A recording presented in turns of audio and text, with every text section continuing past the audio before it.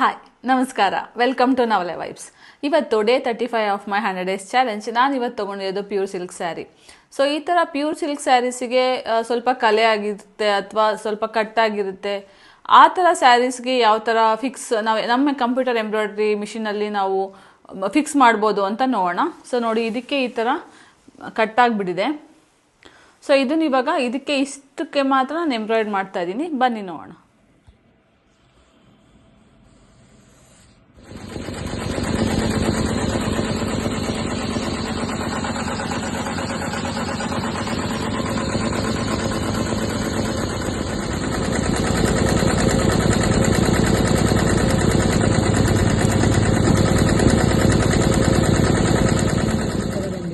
So ನಿಮಗೆ ಇಲ್ಲಿ cut ಆಗಿತ್ತು ಅಂತಲೇ ಗೊತ್ತಾಗ್ತಾ ಇಲ್ಲ. ಸೊ ಈ ಥರ ನಾವು ಸ್ಮಾಲ್ ಸ್ಮಾಲ್ ಪ್ಯಾಚಸ್ನ ಬೇಕಾದರೆ ಸ್ಯಾರೀಸ್ಗೆ ಆ್ಯಡ್ ಮಾಡ್ಬೋದು.